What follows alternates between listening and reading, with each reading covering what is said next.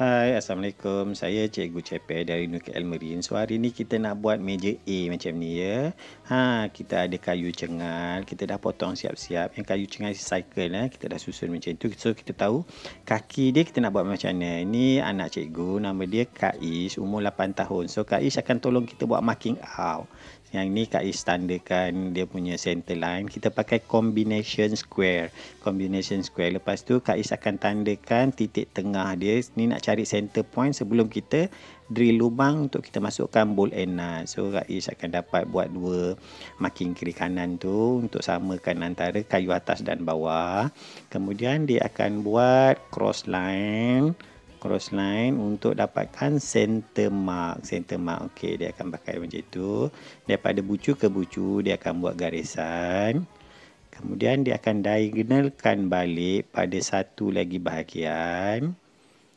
Semangat dia ni. Dia ni kalau cikgu buat kerja biasanya dia akan tolong lah dia ni. Cita-cita dia nak jadi handyman sikit lah. Okey, tengok tu dia dah cross macam tu. So kita pun dapat dia punya center line, ready untuk drill lepas ni. Sebelum tu kita yang ni bahagian atas lah untuk kayu kaki untuk tempat duduk kita akan tandakan juga perkara yang sama. Yang ni kita nak ambil balik kita punya sudut kaki tu pakai bevel gauge. Ni Kak Is tunjukkan macam mana nak guna bevel gauge. Kita dah pick up kan kat situ, kita anglekan. So kita dapatlah dia punya angle. Kemudian kita akan marking kan dekat mana kita nak tandakan kita punya bahagian yang tu. Okey, dah ready. Semua sekali semangat ni kita akan settingkan drill. Kemudian kita akan ready untuk drill. Macam Kak Is ni bahaya sikit. So cikgu lah yang tolong drill kan. Benda-benda bahaya kita tak bagi lagi budak untuk buat je. Okey, yang ni kita akan potongkan balik. Kita akan trimkan bahagian bucu tu supaya nampak cantik sikit je. Supaya tak ada bucu tajam lah. So kita akan potong tu menggunakan circular saw. Since kat rumah cikgu pakai drill punya bateri punya circular saw. Agak kuat jugalah mesin ni. Mesin ni jenama Total. Beli kat Shopee je. Tapi baguslah, power dia 2.0. Potong kayu chengal selamba je. Tengok clean cut je. So macam itu selamba je. Okey, yang ni dia punya mesin 2.0. So mata boleh interchange, mata 7 inci. Dah jadi macam tu, kita dah susun macam ni. Kita dah drill lubang, masa untuk masukkan bolt and nut. Kita minta tolong Kak Is, dia buat kerja-kerja senang macam ni. Tengok pegang tukul pun amatur lagi. Okey, kita akan sambung lagi video kita untuk sambungan seterusnya. Jumpa lagi. Assalamualaikum. Hai, Assalamualaikum. Saya Chekgu Cheper daripada UniKL. So hari tu kita dah buat separuh untuk kita punya kerusi A ya. So yang ini adalah gambar-gambar daripada Pinterest untuk menjadikan kita punya pedoman ataupun kita punya panduan untuk macam mana kita buat kerusi A. Yang ni boleh check je dekat Pinterest, banyak kat Pinterest ni. Hari tu kita dah masukkan bolt and nut apa semua. Kita pakai kita punya clamp ni jenama Awin ya, daripada UK. So lepas kita masukkan nut, kita ketatkan pakai spana.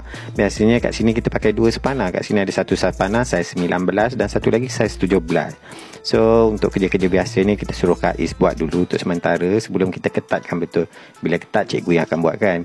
Bila dah susun macam tu, kita dah nampak bentuk A dia, kita akan pasangkan dia punya cross beam tu pula. Okey, dah kita settingkan macam tu. So kita drill lubang dan kita ketatkan menggunakan skru. Ni kita suruh Kak Is je buatkan skru ni. Kita ajar dia. Walaupun tak berapa nak kuat, tapi tak apalah, budak-budak kecil lagi kan. Yang penting kita sabar untuk mengajar budak. Untuk kerja-kerja yang berat, cikgu sendirilah yang kena buat. Kita pakai drill elektrik ni. Yang tadi tu sekadar untuk masukkan skru, kita pakai screwdriver je. Itu pun drill bateri tu yang murah aja. Kita beli yang cat ayam cukup 5-60 ringgit dah boleh buat kerja dah. So yang ni kita perlukan yang drill yang elektrik. So kita akan settingkan kita supaya masa kita drill lubang tu nanti dia tak goyang-goyang.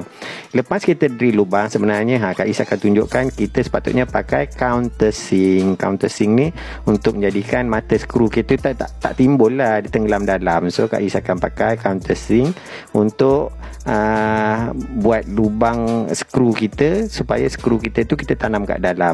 Kak Is akan buat pada lubang skru kita yang sebelum ni tadi. Macam mana Kak Is? Jadi ke tak? Oh, tak jadi. Tak cukup kuat Kak Is. Tak apa, kita cuba lagi. Baru kita tekan pula. Tekan kuat sikit. Lepas tu barulah dia akan jadi lubang counter sink macam tu. Barulah skru kita boleh tanam dalam macam ni. Macam ni kan. Nanti kita tutuplah skru tu, tak ada air kena dalam tu. Tengok bila Kak Is dah hilang pergi main petang-petang, cikgu lah yang kena buat sendiri. So akhirnya kerusi kita siap. Cantik kan, duduk dekat taman petang-petang nanti. Boleh lah sambil layan goreng pisang. Okey, jumpa lagi untuk video seterusnya. Bye bye.